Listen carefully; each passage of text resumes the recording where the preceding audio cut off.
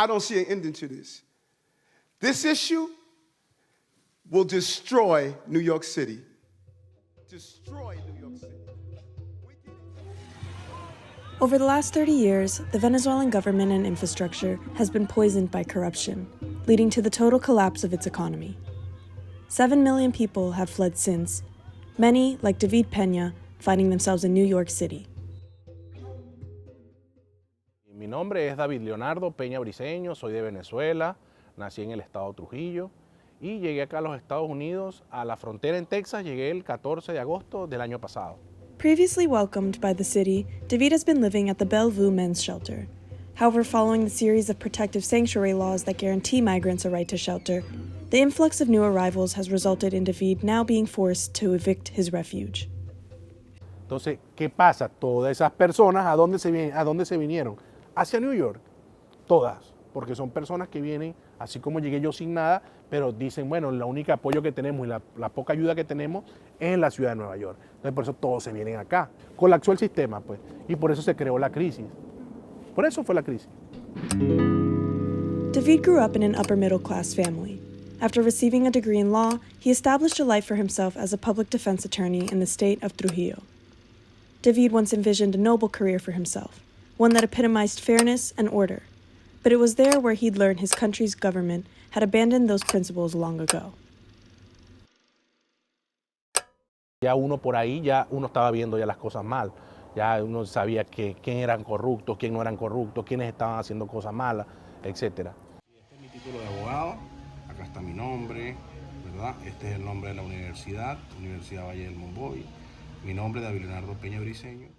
David was serving justice until he was silenced by a high-level government official. Tú estás enfrentándote a prácticamente al gobierno como tal, porque uno tenía que obedecer a lo que ellos dicen. Era congresista del estado de Trujillo y me llama y me dice, mira, yo sé dónde vives tú, dónde vive tu familia, tú me conoces a mí por las buenas, tú no me conoces a mí por las malas. Entonces me llamaban y me amenazaban, pues me amenazaban.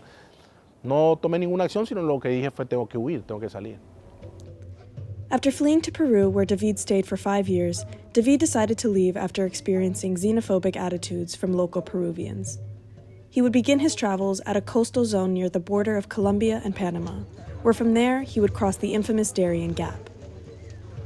The Darien Gap is a region that connects the South American continent with Central America.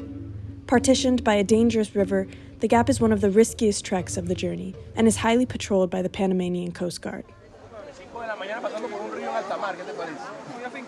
Por radio se escuchaba, mira, no pueden entrar todavía porque hay guardacostas de Panamá y tanto, tenemos que quedarnos flotando en la lancha. Nosotros esperamos como toda la madrugada, porque fue cuando salió el sol como a las 6 de la mañana, donde las personas de adentro le decían, crucen que ya los guardacostas se fueron a descansar. Ahí pasábamos y nos dejaron ahí en la entrada de la selva. Nothing could truly prepare David for what was to come. On the third day in the forest, upon climbing up a steep mountain, a 45-year-old man collapsed to his death from cardiac arrest. Just 2.5 hours later, an older Cuban lady met the same fate. Más que todo es el tema de riesgo que todas las personas toman cuando cruzan la selva del Darién. Si tienes que llevar algo es como llevarte un rosario, tener a Dios, porque de resto la única ayuda que uno tiene es la parte espiritual y creer en Dios. 25 people belonged to David's group at the start of the trip, each bound by a singular dream of safety. Needless to say, the losses were a punch to the group morale. Cuñado. After 7 days, David and the 22 others arrived at the Acampamento de Abuelo, a native-run campsite where they could finally rest. The camp provided transportation to the United Nations site in Panama, where David was processed. He then spent 3 days traveling by bus, passing through Honduras, El Salvador, and Guatemala. And while he thought the hardest part of the trip was behind him, he'd only just arrived at what he described as hell on earth. No, ya México, eso sí es en México ya, yo creo que bueno, el terror no lo viví en la selva, lo viví fue en México. Que uno pasa por todo eso y cuando llega a México es increíble el nivel de corrupción, a nivel de instituciones, a nivel de policía, es un cobro excesivo porque son corruptos, pero son excesivos. Yo vi personas que le quitaron todo el dinero que les quedaba. Yo traté de discutir con el policía y hasta íbamos a llegar hasta casi a las manos, pues a la fuerza, porque eran dos señoras colombianas, y las señoras ya no le quedaba el dinero porque ya les habían quitado todo. ¿Sabes qué hicieron los policías mexicanos? Agarraron y le rompieron el salvoconducto, así, en pedacitos. Y la señora la bajaron del bus. Sabrá Dios dónde estarán esas señoras. In Mexico, David learned about La Bestia, a commercial train that travels from Mexico into the United States. Each day, hundreds of migrants launch themselves off the train at a site called Piedras Negras, where from there they follow the river to a U.S. military base set up to receive migrants. After being processed and cleared, David was sent to New York City. Since his arrival, David has been working towards revitalizing his law degree, taking English classes to eventually enroll in a one-year program at a local university in the city. However, as an immigrant in the process of receiving asylum, David is unable to work legally, making it difficult to establish himself. O sea, la única manera de salir de la crisis migratoria que hay acá en la ciudad de Nueva York es sencilla. Solo tienen que asignarle los permisos de trabajo rápidos a las personas que están en los refugios. ¿Por qué? Porque las personas no salen de los refugios porque no tienen un trabajo legal. David argues migrants need to be able to work in order to save money to move out of the shelters. And without that ability, it becomes an insufficient cycle. David himself has been able to find small work opportunities like picking weeds along Fifth Avenue and coaching one-on-one soccer lessons.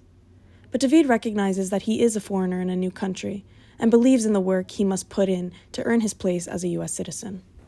A veces cuando pasa algo así que uno se desilusiona de que le salió algo mal en el trabajo, en el empleo, o uno no logra tener un empleo como el que uno quiere, por ahora, ¿no? Porque es un tema de superación. Yo no puedo poder pedir o poder llegar a un empleo bueno si no sé hablar el inglés, porque estoy en otro país, o si no tengo una preparación acorde, o si no tengo una capacitación profesional.